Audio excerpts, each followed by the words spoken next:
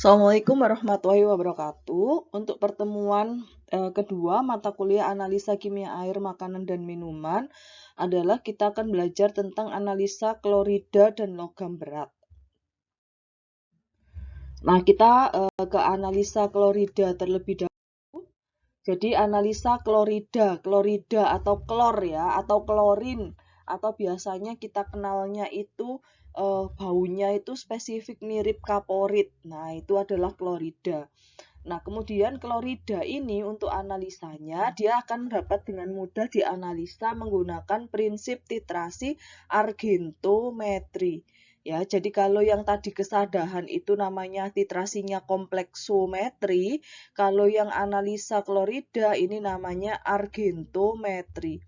Nah, kemudian prinsip dari analisa klorida ini adalah menggunakan reagen AgNO3.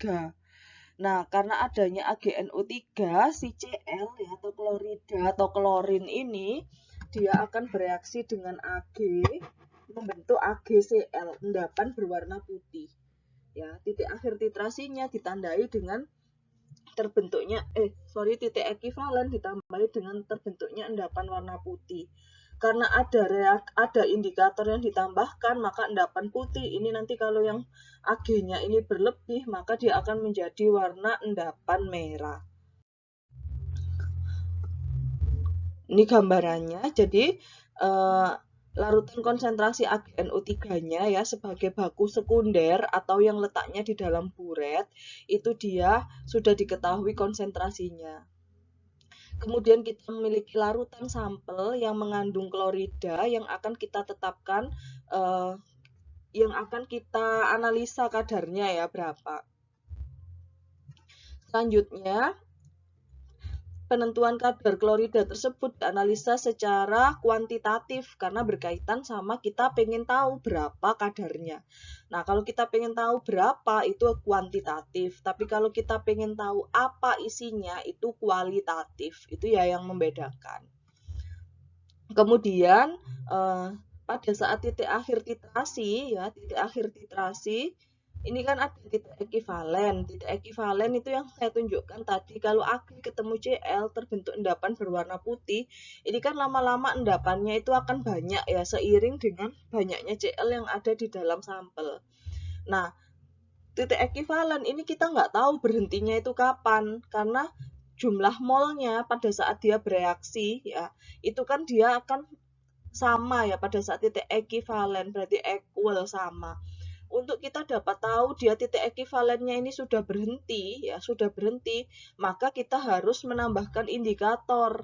Indikator ini bisa kelihatan saat titik ekivalen saat reagen kita itu pas kita teteskan atau pas titrannya dari buret itu ditetesi lebih satu tetes lebih banyak daripada titik ekivalen. Jadi kalau misalkan pas titik ekivalen itu membutuhkan 10 tetes, ternyata pas tetes ke-11 dia berubah warna. Nah, itu namanya titik akhir titrasi. Nah, titik akhir titrasi sama titik ekivalen ini seharusnya sedekat mungkin selisihnya. Ya, karena kalau selisihnya jauh berarti kan sudah terlewat jauh ya. Kalau sudah terlewat jauh, itu kan nanti hasilnya akan tidak akurat. Yang kita bisa lihat adalah titik akhir titrasi ini karena ada perubahan warna indikator.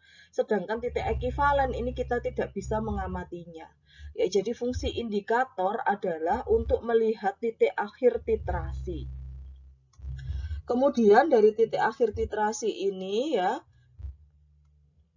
dari titik akhir titrasi ini kita akan tahu volume atau miligram ekivalen dari analit yang akan kita ukur. Konsentrasinya, ibaratnya dari titik akhir titrasi ini kita bisa tahu konsentrasi sampel kita yang di sini tadi itu berapa.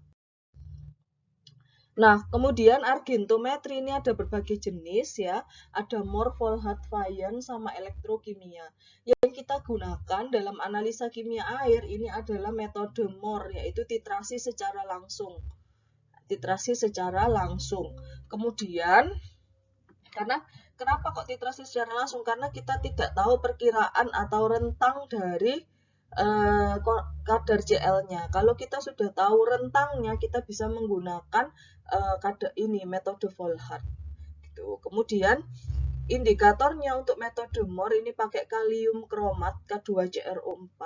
Perubahan warna pada saat titik akhir titrasi dari endapan putih menjadi endapan merah bata. Jadi kalau ada sudah orange bata, titik-titik ya, titik-titik berwarna orange bata, maka diberhentikan titrasinya. Kemudian tahap analisanya yang pertama adalah pembakuan Ag nitrat terlebih dahulu ya, menggunakan baku primer. Jadi Ag nitrat ini kan zatnya itu tidak stabil ya, jadi harus dibakukan dengan baku primer. Kemudian kadar Cl di dalam sampel air dilakukan dianalisa menggunakan metode MOR menggunakan baku primer baku sekunder yang sudah dibakukan dengan baku primer. Jadi AgNO3 ini sebutannya adalah baku sekunder. Kemudian ini reaksi yang terjadi sama yang kayak tadi di pendahuluan ya, prinsipnya Cl min ketemu Ag menjadi AgCl endapan putih. Sama NO3. NO3 ini adalah ion yang larut di dalam air. Jadi dia akan larut di dalam air. Kemudian pada saat titik akhir titrasi kan ini ada AgCl itu endapan putih ya. Kalau titrasi berarti kan AgNO3 ini kan diteteskan ke Cl. Lama-lama AgNO3-nya ini berlebih satu tetes. Nah, kelebihan AgNO3 satu tetes tadi dia akan bereaksi dengan indikator kalium kromat. Nah, karena dia bereaksi dengan indikator kalium kromat, dia menyebabkan endapan berwarna merah bata. Yang awalnya tadi putih, endapan putih, kemudian ada endapan titik-titik berwarna merah bata, maka titik akhir titrasinya sudah terlihat. Jadi titrasinya harus diberhentikan. Kemudian ini perhitungan kadarnya ya, perhitungan kadarnya ini dalam satuan persen. Ya, berapa persen kadar Cl-nya di dalam air itu gitu. Selanjutnya kita ke analisa logam berat. Logam berat itu apa?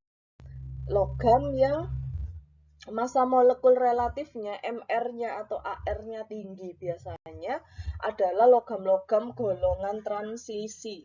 Ya, contohnya kayak timbal, kemudian besi, raksa ya, dan lain sebagainya. Logam di lingkungan air sebagian besar terjadi karena aktivitas manusia seperti limbah industri. Logam, kemudian pemurnian logam ya, smelter itu, kemudian tambang ataupun industri batu baterai. Nah, itu kandungan logam beratnya biasanya tinggi. Serta limbah laboratorium. Untuk itu kalau bekerja di lab kan limbahnya harus dikumpulkan ya, karena nanti akan diserahkan ke ini instalasi pengolahan limbah sendiri. Ya, jadi tidak boleh dibuang di wastafel air limbahnya, apalagi yang mengandung logam berat karena nanti akan mencemari lingkungan. Kemudian prinsip dasar analisanya, analisa logam berat ya adalah dengan menggunakan SSA atau spektrofotometer serapan atom. Kemudian untuk analisa logam berat di dalam air itu sampel yang digunakan bukan airnya tapi sedimennya, karena dia logam berat itu kan mengendap ya di dalam air. Maka dari itu yang diambil adalah sampel sedimen. Sedimen kemudian dilarutkan di dalam asam nitrat ya, asam nitrat atau HNO3 sehingga logam beratnya ini larut di dalam asam nitrat. Nah, kenapa kok sedimen ya? Karena ini tadi MR-nya tinggi, jadi dia kebanyakan mengendap di sedimen air atau tanah liatnya ya biasanya nyebutnya, itu endapannya. Kemudian ini berdasarkan peraturan Menteri Lingkungan Hidup ya, ada kadar dari logam berat yang diizinkan, kadar maksimumnya berapa ya. Di sini ada krom, kadmium, merkuri ya, kadar maksimum yang diizinkan pada air golongan 1, air golongan 2 itu berapa. Dan analisa tadi logam berat dapat dilakukan ya, ini karena kadarnya kan kecil, ppm itu miligram per liter, dapat dianalisa menggunakan AAS atau SSA, spektrofotometer serapan atom. Untuk secara rinci, metode analisa menggunakan SSA untuk logam berat adalah memasukkan 100 gram sedimen ya. Tadi kan diambil sampel sedimen air. Di dalam Erlenmeyer diaduk hingga homogen ya, ditambahkan asam nitrat lagi. Asam nitrat yang pekat ya 5M, kemudian dipanaskan sampai dia kering.